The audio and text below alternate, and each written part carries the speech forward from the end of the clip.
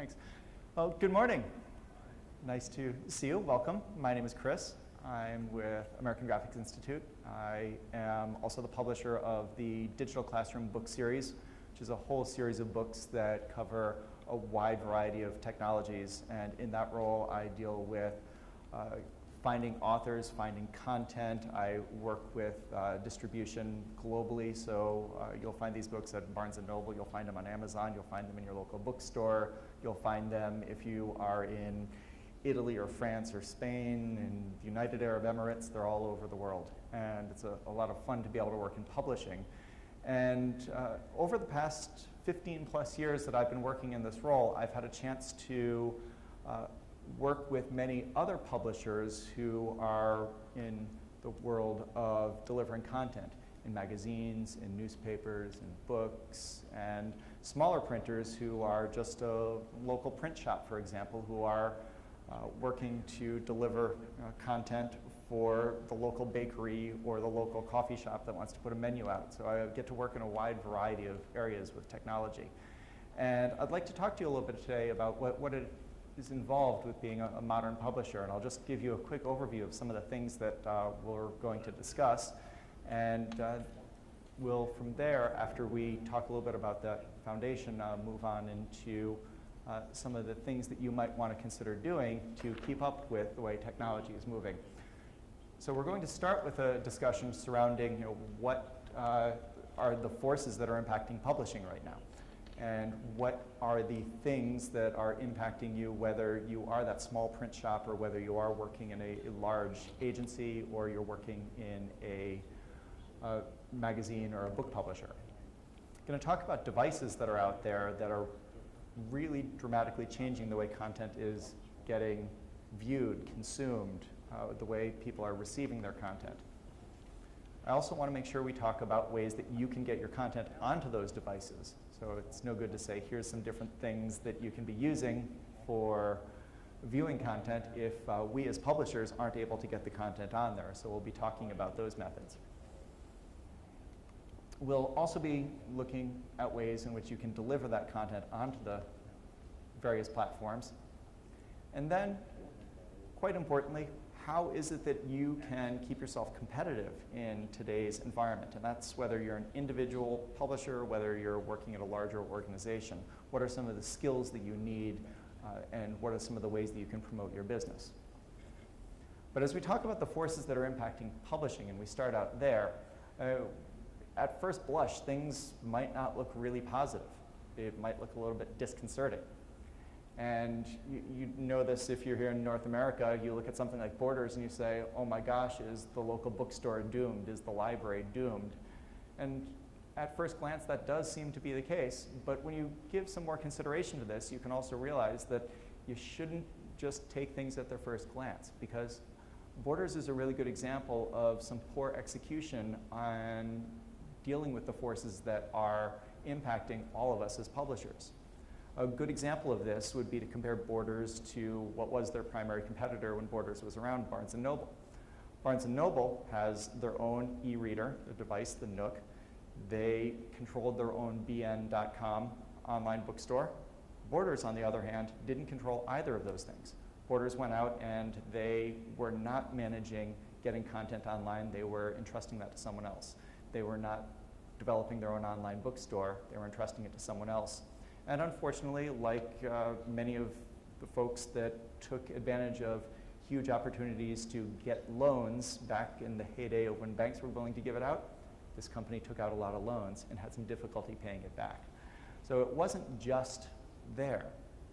Now, another thing that you might look at that at first glance could be a little bit disconcerting. Say, ad revenue at newspapers. And that's how newspapers get their revenue. That's how a newspaper stays in business. It's not the 50 cents or $1 that you're paying for the newspaper that's really helping to drive a newspaper to keep it in business. It's all those full-page advertisements, half-page advertisements for the clothing store, the jewelry store, etc.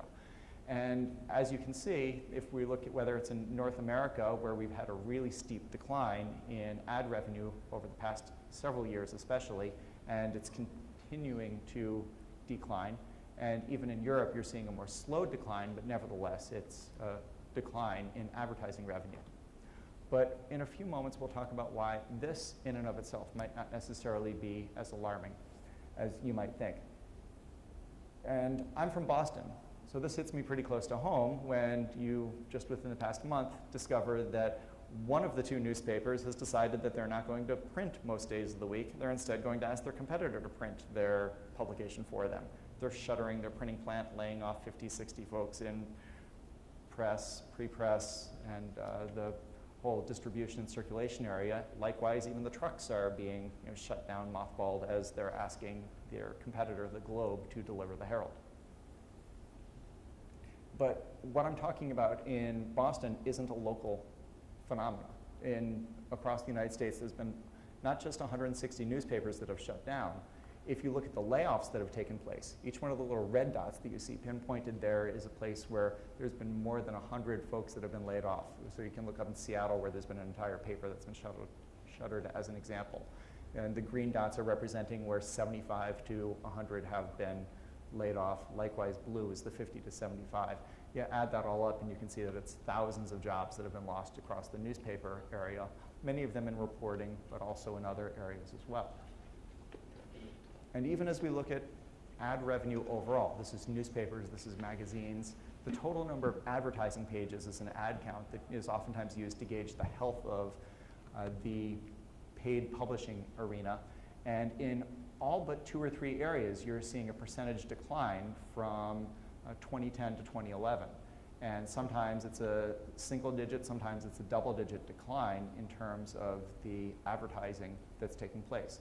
In some areas, it makes sense. Home furnishing and supplies, you might be seeing a high double-digit percentage decrease in that area. Retail is seeing a moderate single-digit percentage decrease. A couple of small bright spots, if you happen to be looking for places where you might want to go out and try and generate some additional revenue, it seems like the people that are advertising cosmetics and toiletries, maybe we're spending more on those. Those are our little luxuries these days, so there's a modest uptick in revenue there, or ad spending that's taking place there. And oddly enough, financial and insurance is seeing a decent uptick as well. But this also goes over into the world of magazines. US News is no longer publishing as it was on a weekly basis. Vibe actually shut down for well over a year, and it came back instead of a monthly and is now a quarterly publication. So overall, as I mentioned, it doesn't necessarily seem too good, and you might even look at what's going on in direct mail. If you're involved with printing, publishing direct mail, you can see these are numbers direct from the Postal Service, and the Postal Service is talking about the number of millions and hundreds of millions of pieces that are being delivered, and the number of pieces being delivered is being cut in more than half over the span that we're looking at here. So the trucks are kind of driving off the cliff, but it's not necessarily really all that bad when you look at it. If you look at this through the glass is half full as opposed to glass is half empty perspective, there's a lot of opportunities. Now, some of these you might have to give yourself a little bit of pause as you think about it. You'd say, well, the ad revenue isn't disappearing. We looked earlier and saw that ad revenue just isn't taking place in terms of the number of ad pages in newspapers and magazines, but it's not that these advertisers are suddenly saying we're not going to spend any money on marketing anymore. They're shifting the money into different areas. One that's seeing a huge uptick in terms of the billions of dollars that are being spent. So you're seeing mobile ad spending at roughly $1 billion back around 2008. If you look over into 2011, you're seeing that more than triple to over $3 billion, and you're going to see that nearly double again over the next couple of years.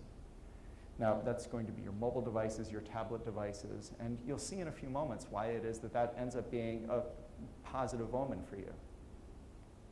Another thing that's worth thinking about is if you're feeling that maybe you're a little bit late to the game, you're feeling like this whole tablet and mobile device phenomena has just passed you by and that the web has just passed you by, is that the things that are important and relevant now are not necessarily what was important 5 years ago. If you look just over a 5-year span, 7 out of the 10 top websites in 2010 weren't even around or weren't in the top 10 back in 2005. And if you were to look at 2011 numbers and stats, you'd probably find that it's going to be even much more dramatic. You're going to find that you've got things like Tumblr and other websites that were, Twitter, that were not necessarily popular back in 2010 that are popular here in early 2012. So things are changing dramatically and rapidly, and it's not necessarily too late to be moving and taking advantage of this. The thing that I want to have you understand is that people still want content, but the growth is in different areas. They're expecting their content to be available on demand. In some cases, they want to receive that content immediately. And we see this when we look at what's available when you walk into a Barnes & Noble. And they're now trying to sell you a Nook on all of these different devices. So David, could I bother you for a click back there? Thanks. And you could look at this on the Kindle from Amazon and the new Kindle Fire that came out just a couple months back. The iPad is another place where you're seeing a huge amount of content being consumed on the tablet. And just yesterday, worth noting, the public preview of Windows 8 was announced.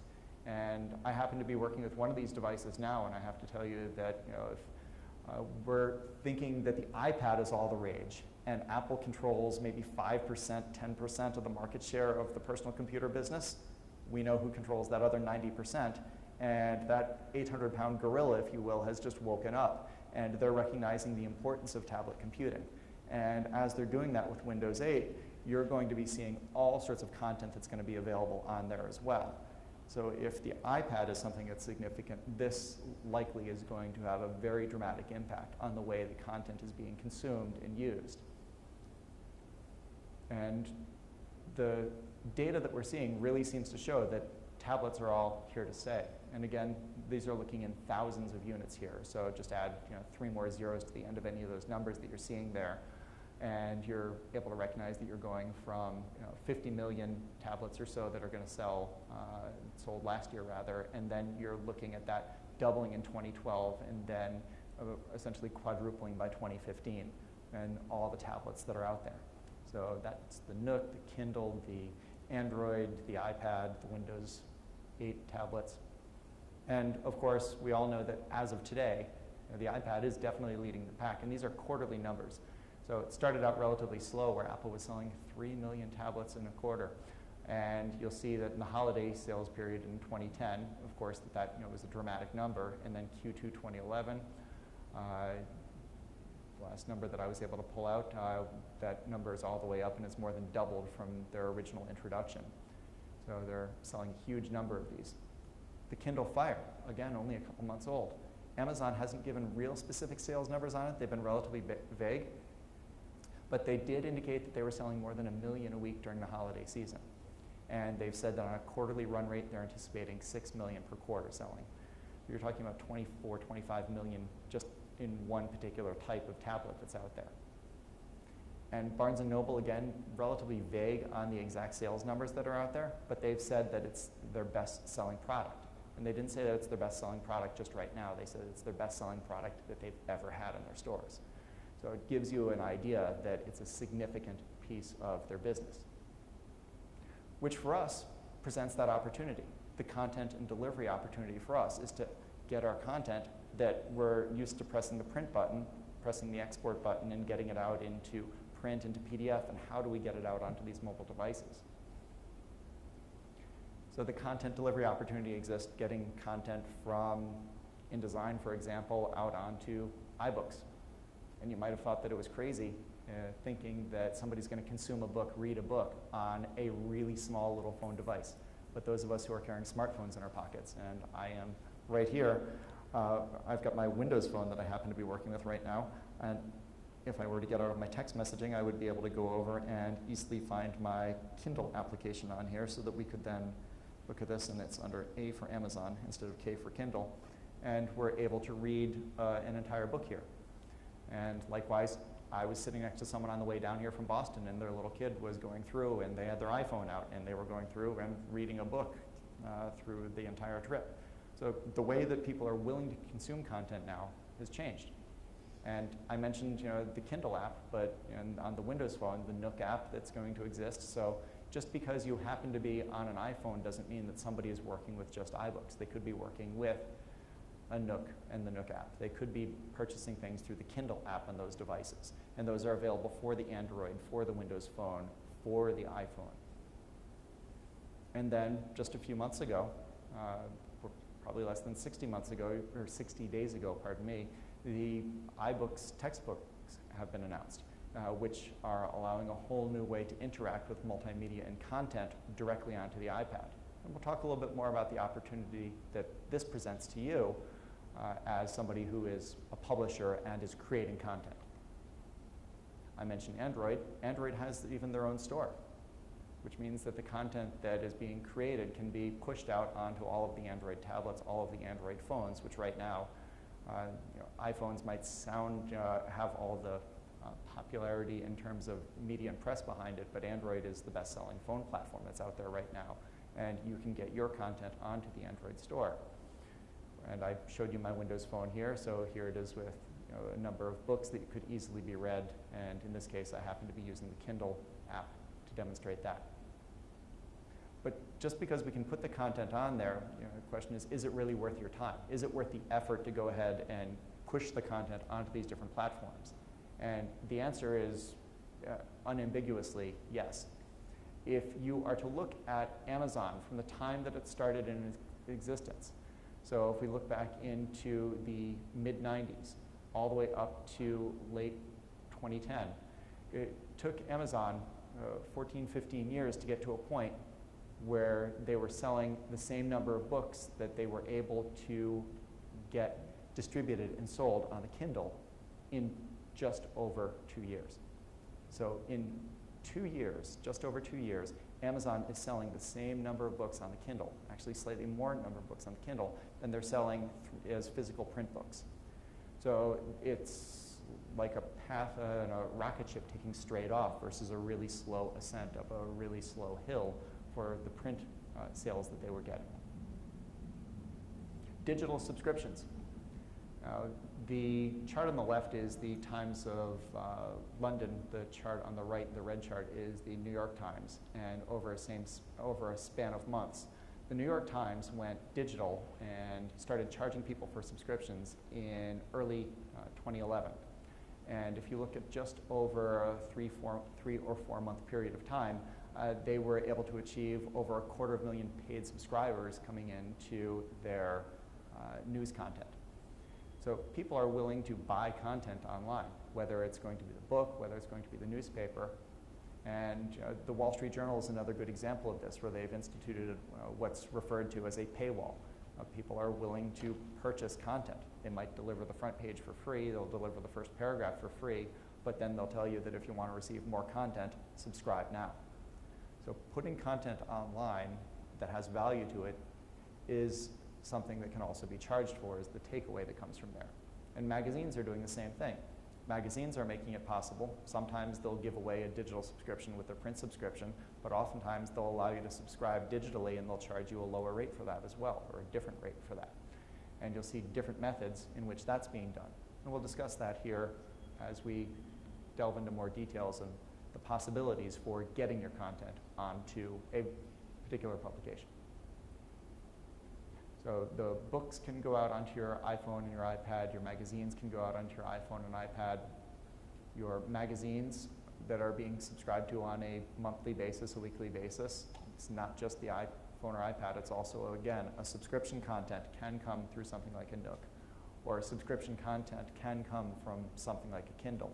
And all of these different platforms have various subscription models built into them, so that if you are working with somebody who has content that's coming out on a recurring basis, be it a catalog, be it a magazine, you're able to achieve that sort of regular updating of content on these different devices. And Adobe is even working in this area, and we'll talk a little bit about Adobe's digital publishing suite and ways in which they're helping to enable that as well, and kind of their new business model as they're looking at that. And as we were previously looking at ad pages declining, and we're saying that at first blush it looks a little concerning. When you start to look at where advertisers are shifting that revenue, we talked about mobile advertising and saw that going up. The chart we're looking at here is the number of money in billions of dollars that's being spent in total online ad spending, not just mobile online ad spending. And you're seeing here that from 2011 all the way up to 2016, you're going to have almost a doubling in the online area in terms of where ad spending is taking place. So going from 30 some odd billion dollars this year, going upwards in 2016, over $60 billion in online ad spending. And that includes ads that are going to be placed in those various magazines and various content. So it does beg a question, though. Is it a digital-only world? Is print just totally going away? Should we be concerned about that? And my contention on that is that it's absolutely not going away. And we can see that in one of two ways. First way is that if you look at the projections and you look at where print spending is, the numbers in gray that you're looking at there are going to be newspaper and magazine ad spending. So your newspaper ad spending is the gray bars along the bottom.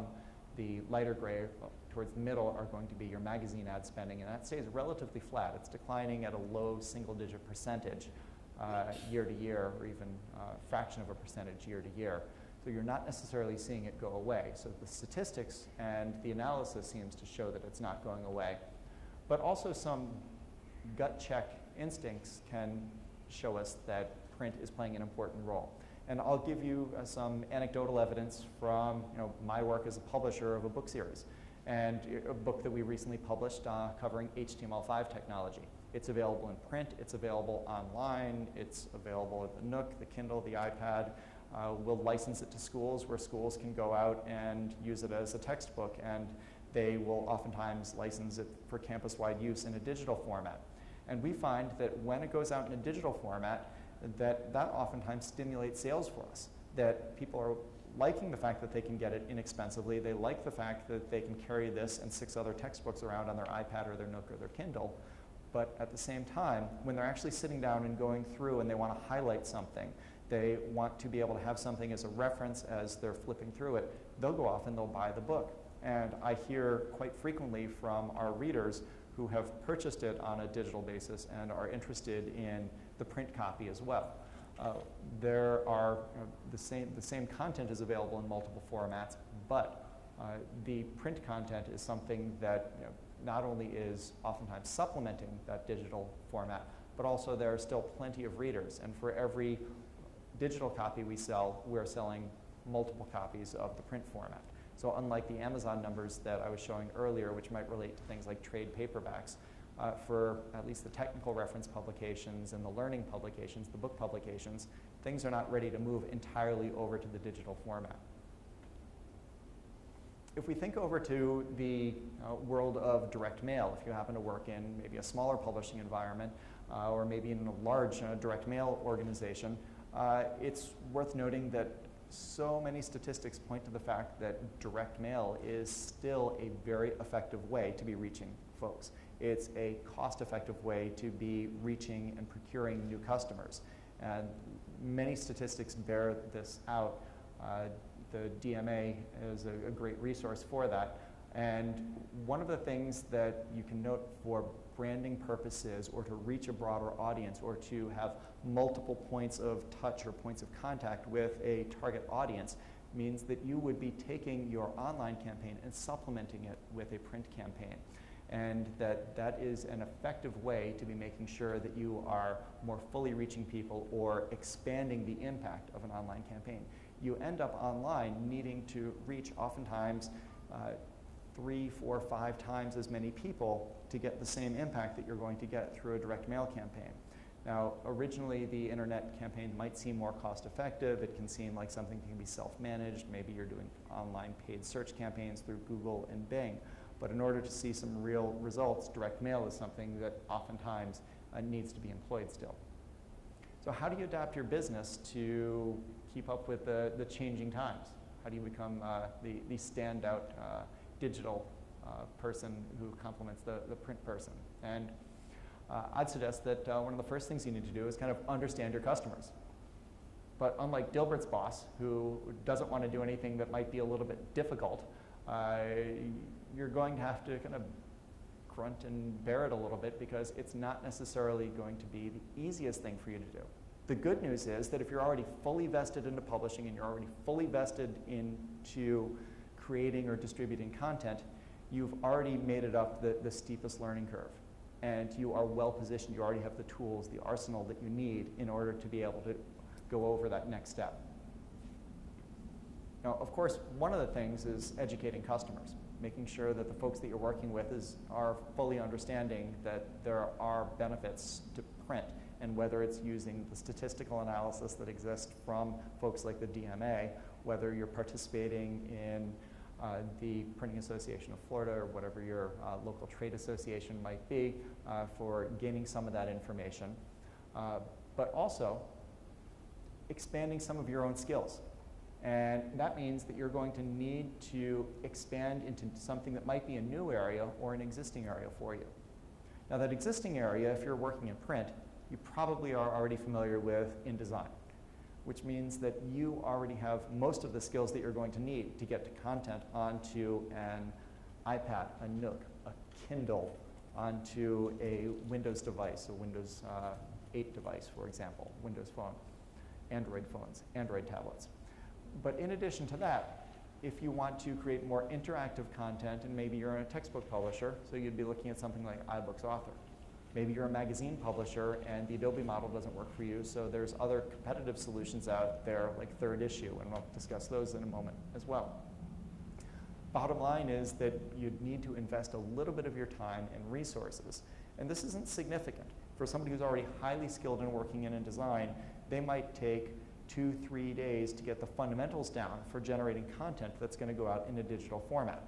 And from there, they might take a few additional sets of days, so total man hours you might be looking at 40 hours of time, 50 hours of time to get yourself up to speed on the thrust that it takes to get content produced in a digital format, distributed in a digital format. These tools that I'm discussing apply not just to you if you're somebody who's producing content, not just if you are the magazine or the newspaper, but also these apply to you if you're a printer and you want to have value-added services, if you're a designer and you want to have value-added services. So we'll talk a little bit about digital document creation for a moment. And I didn't want this session to be about the nuts and bolts of how to and where exactly to click. These are all things I want that you can pick up relatively easily, and there are lots of resources. Yes, we have books on InDesign, but there are a whole bunch of sessions and classes that are taking place here that you could go to at Graphics of the Americas. I'd be happy to point you to other real specific directions after this as well, and I'll give you my email address at the end, or we can chat afterwards. But here's just an InDesign layout, and if we were to think that we want to print this, anyone who's in production already understands, yes, we can go through File, Print, get this out in whatever format we need. We can export this as a high-quality PDF or a web PDF.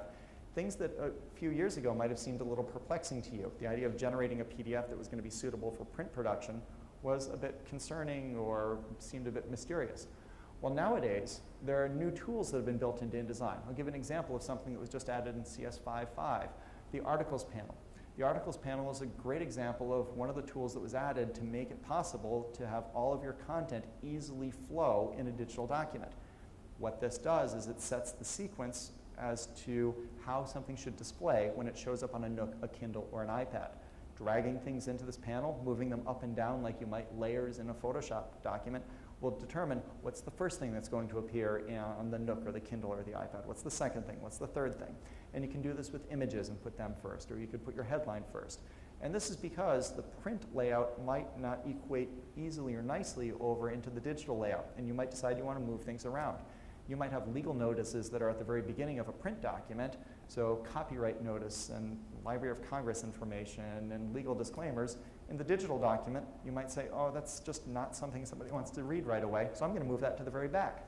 And you can keep it in the front of your print publication, but in the Articles panel, just slide it down to the bottom, and lo and behold, you're able to change the sequence in which things are going to be appearing.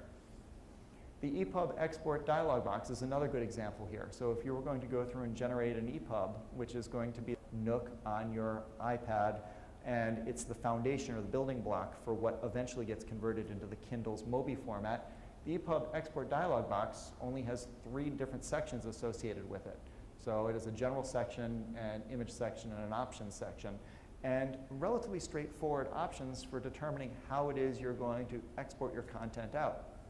You take your knowledge of this maybe learn a little bit of what's called cascading style sheets that describes the overall format for how things are going to appear in an EPUB.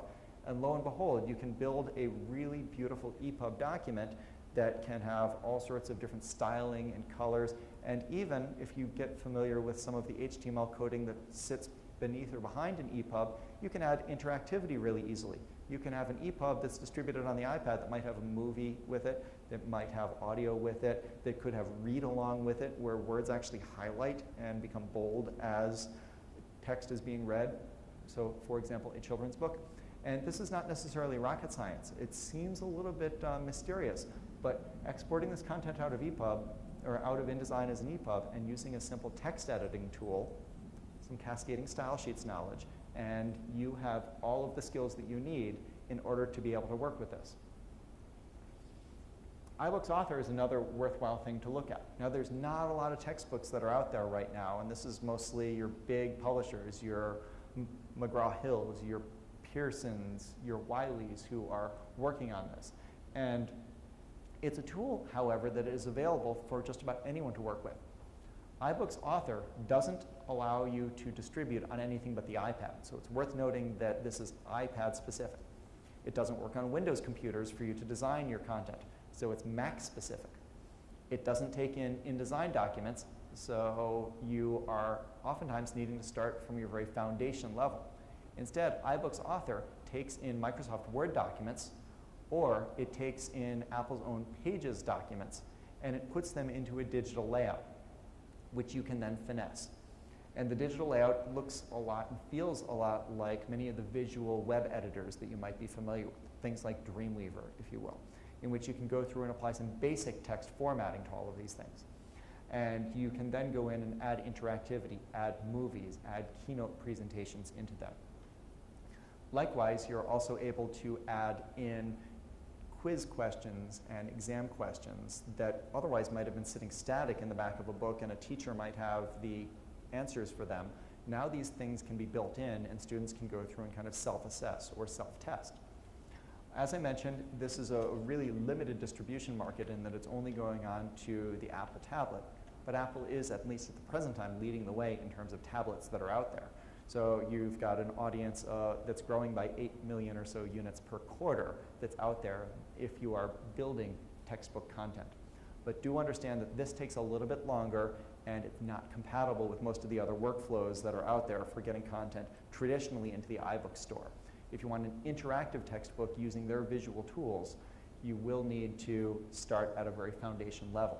Almost export all of your content out of InDesign as a Microsoft Word document and then start all over again. It's not the most fun process. Now, one of the other things you can do, in addition to learning some of these tools, is understand that some of these big companies that seem really imposing aren't all that difficult to do business with. Apple has their iBook store. You can go in and in a matter of minutes set up an account. For a fee that is $99 a year, you have the ability to become a publisher on the iBook store. And you're able to go through and just upload as much content as you want through there. Of course, it needs to be validated and confirmed before it goes in and is sold. So they're going to check to make sure you're not putting up inappropriate material. They're going to check to make sure it's a valid EPUB file that you're exporting and uploading. Barnes & Noble has a store where you can self-publish on if you are generating EPUB files, and it doesn't cost you anything to do it through them. The same thing with Amazon with their Kindle store. So if you have people that are giving you books, maybe you've got a local cookbook that you're being asked to publish and print for a charity organization, the local church or synagogue or whomever it is that has called you and said, we want to put this out as a fundraiser. This is one of those value add opportunities for you as a designer or you as a publisher.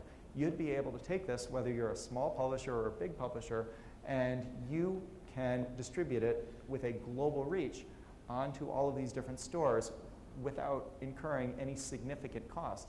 The only one that I've discussed so far that has a cost associated with it is the iBook store. The Android store and the Windows Phone or Windows 8 stores that are forthcoming. Android store right now allows you for, and I don't recall if it's $99 an item or $99 a year to be a member, but either way, it's a relatively nominal sum to get your books published up through there. And Microsoft has indicated that just like Apple's got their own app store and content store, that you're going to be seeing forthcoming stores coming from them. And I would anticipate that they will have a very competitive and very similar model. So when all's said and done, you have the ability to have a much broader reach and put content out there for your clients in a digital format without incurring a significant investment of time or without incurring a significant cost. So kind of that action plan that I would give for you if you were to say, well, what should I do?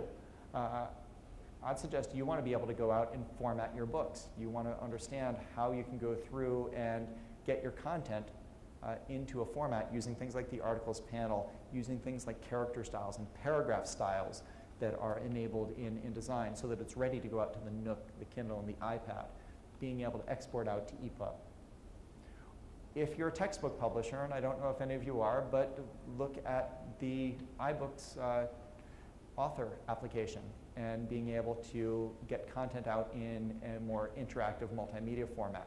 If you don't like any of the coding that's involved with opening up an HTML file and inserting multimedia content, the iBooks author offers a great and easy path for adding multimedia. But again, remember, that's limited just into the Apple platform.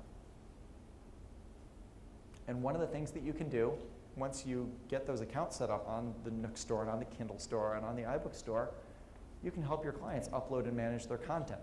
Because most of your clients who are asking you to print right now, they're doing that because they don't want to get involved in the nitty-gritty details of publishing and distribution. This is just a new way to publish and distribute, and you have the ability to help your clients overcome that hurdle. So maybe you do things on a more regular basis, a more serialized basis. So you're going to want to do everything that I was mentioning previously. And you're going to want to understand the Adobe Digital Publishing Suite. Not necessarily saying that you want to use this as your solution, but you should at least become familiar with it. From a broad level perspective, Adobe is trying to do two things. Number one, they want to help you get your content onto all of these digital devices. They are trying to make it easier. But the second thing they're trying to do, and they're not being so public about this and broadcasting it, they're trying to change their revenue model. If you think about the way books are printed now, if you buy a copy of InDesign and you publish your local church newsletter, you do a menu for the local bakery, you are using the same copy of InDesign and you paid Adobe the same $600 or $1,000 for the Creative Suite that a large book publisher used to buy it, who is publishing Daniel Brown's latest book, for example, or The Girl with the Dragon Tattoo, or whatever it is, the latest series that's out there that might be selling millions of copies. And Adobe looks at this and they say, we would like to be able to get the people who are selling more content to pay us a piece of that. Likewise, if you are looking at from their perspective, they're realizing everyone who's publishing content in the Flash video file format, and that all went out onto YouTube, and millions of people watched it using their technology, but they never saw a penny of that. Their CEO and their senior management are saying, we want a piece of this pie. So they're changing their revenue model.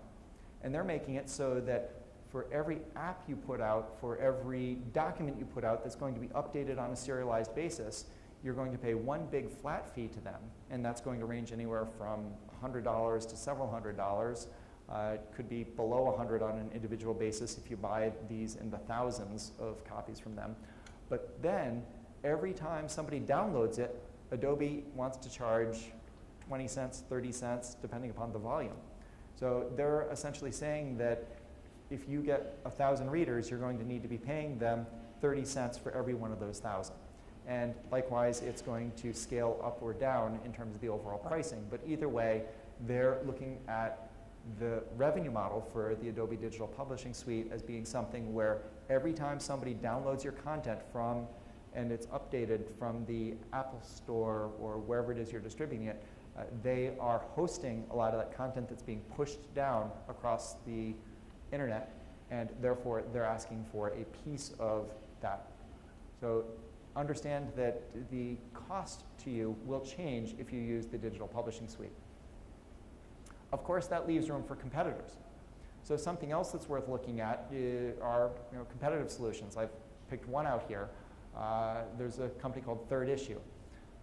They produce a solution that allows you to get your content out onto the iPad, the Nook, the Kindle in a digital format, and they charge you a larger upfront fee than what Adobe charges, but then they don't have any per impression fees.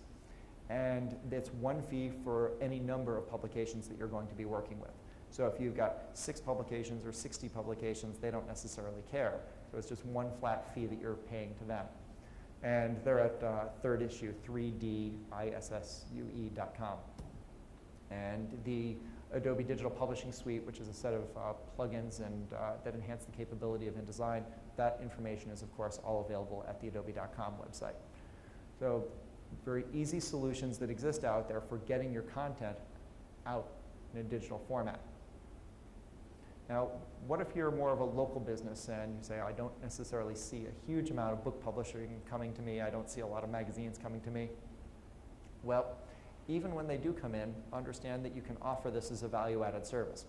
So they might not be asking for digital, but you can ask them. Again, if it's not going to cost you anything to take that local cookbook and put it up on the Nook store or the Kindle store that was being put out for the League of Women Voters or whomever it is that's the charity organization, ask and see if that's something that's an opportunity for you to generate some additional revenue and to add additional value in the services you provide.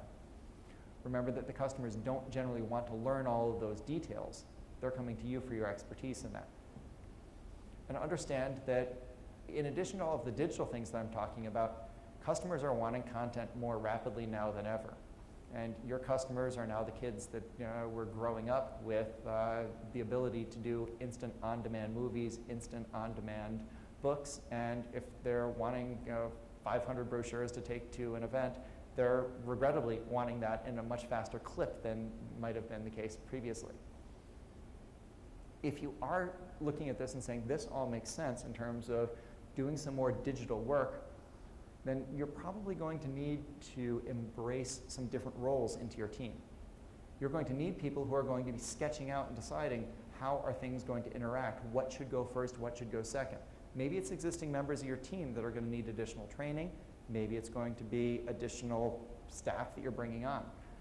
And these roles are things that you might think are more inclined to work on an application. And nowadays, this is the way books and magazines in a digital format are becoming. Things like interaction designers or user experience designers. Again, these are skills that somebody who's got a foundation, a firm foundation in print design can transition to. There's a number of good books that are out there on the subject. There are classes that are out there on user experience design.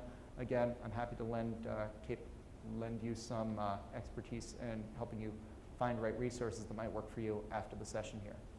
And if you want to get really down and technical on adding interactivity, taking that children's book and making it so that it has read-along capabilities, and you don't want to learn all of the HTML coding, you might need someone who's a web developer. And a web developer has all the skills that are necessary for working inside of an electronic textbook these days.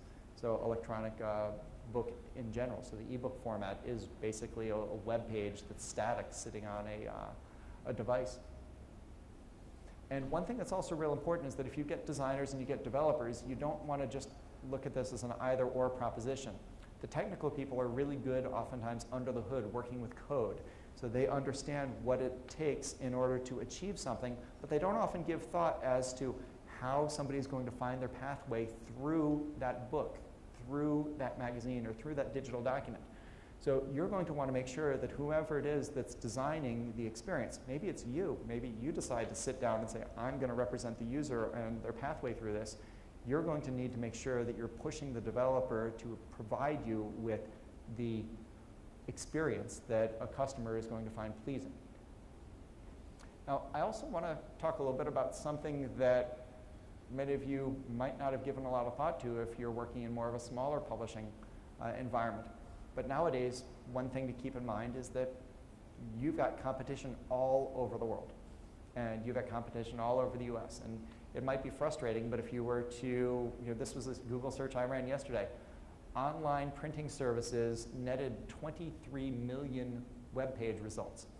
There were, let's see, the top 3 results are advertising. Everything along the right column is advertising. So you've got 9 advertisements for this. And then, of course, the additional 23 million different pages that are there. You've got somebody who is advertising that they're going to give you free business cards. And you look at this, and if this is what your customers are searching for, what can you do to kind of combat this, to make sure that you are kind of seen? Used to be you'd take out an ad in the Yellow Page, you'd have a big banner in front of your shop on Main Street. But if your customers in this day and age are looking at Google and looking at Bing to try and figure out where you are, then you need to make sure that you've got some relevance in there. So I'll take kind of a left turn here for a moment and give you some other tidbits that you might want to keep in mind if you are working and trying to keep up in a digital environment. So it's not all about necessarily just getting your content digital, it's making sure that in a digital age, your business gets found. So on a web page, you're going to want to make sure that if all you did was just throw up a quick web page and you found a free web hosting service and said, okay, I'm on the internet now, somebody's going to find me, you'll want to do a little bit of reconfiguration of your content. One of the things that you'll want to pay attention to is something inside your web page called the page title. Your page title should relate to what it is your customers are searching for. So if the search term happens to be South Beach printers, or printer in South Beach, or book printer in South Beach, or whatever the term happens to be, you'll want that to be in your page title. That's what shows up in the top of the title bar or the top of the tab when somebody's looking at it. Google weighs that, Bing weighs that very importantly. Your company name, if you've got a well-established company name, is something that should be in there as well. Likewise, if you have headlines that are there, two things. Number one, make sure you use what's called the H1 tag. Don't just call it headline. Don't just call it important. You want to use H1 because H1 is what Google and Bing look at and say, this is the most important thing on the page. And your most important headline should again relate to what it is you think people are going to be searching for. Now, you don't want to do this to try and spoil the results or to jimmy the results in any way. Likewise, you don't want to have 10 head ones on your page. Find your most important thing that you think people are going to be searching for, and that's what you want to have as your H1 tag. And of course, you'll want to have relevant content, any body text you have. Now, if this whole Twitter thing is something that you look at and say, wow, I don't understand why somebody wants to know what I'm having for breakfast or when it is that I'm running to the men's room, your Twitter account can actually serve a very useful purpose in that you can not only put it up onto the internet, you can create a link that goes back to your website. You can do it on a daily basis, ideally. Just take a moment and say what it is that what your value is that you're providing to your customers with links. And you'll find that Twitter will shorten those links back to your site. And putting them up on a regular basis, again, tells sites like Google and like Bing that content relating to whatever it is you're tweeting about can be found on those links that you're pushing back to. So again, if it's printers in South Beach, so your South Beach printer offering 50-cent color copies today, you could do that. Book printing firm offering free consulting services today, and you can have those links go out. So you want to make sure you not only put it up there, you want to make sure you're using that account. Likewise, Facebook. Again, if you're somebody who is of an older generation who doesn't necessarily understand the value of Facebook, one of the things that it can help you do is to generate a way of communicating with your customers. You can very inexpensively, and by that I mean well under $100, you can set up what's called a like wall. So just like there's a paywall that's set up on those newspaper pages we talked about, these like walls allow you to establish something that when somebody clicks like, they're seeing a different page. So if they've established a relationship with you, and you could add an incentive to that. Maybe in our case as a book publisher, we will add something such as an extra chapter or free content, a free video from the author. You as a printer might decide, or a publisher might decide, that you're going to offer a discount, you're going to offer special consulting services or whatever it is that you think would be appropriate of value to customers who establish that relationship. And again, that can have links that go back to your website, also helps establish your relevance in the terms of Google and Bing understanding what it is your business is doing, but it also gives you an opportunity to interact with those customers on a regular basis. So there's a lot of different things that are going on in terms of digital publishing and the need to be able to keep up with it. But as you do this, recognize, as you move forward in a digital environment, recognize that you certainly have an opportunity to not only keep up with, but also move your business forward and thrive in this very dynamic environment. My contact information is quite simple. If you're on Twitter, I'm at CGSmith, and csmith@AGI for American Graphics Institute Training.com. And our book series, if you're interested in any of that, is at digitalclassroom.com. I'm available for questions afterwards, and I appreciate you taking the time and spending the morning with me here today. This session should be available online. Look at the Graphics of America's website after the show, and a link should be there. And likewise, a link should be available at the AGI training site as well. Thanks again.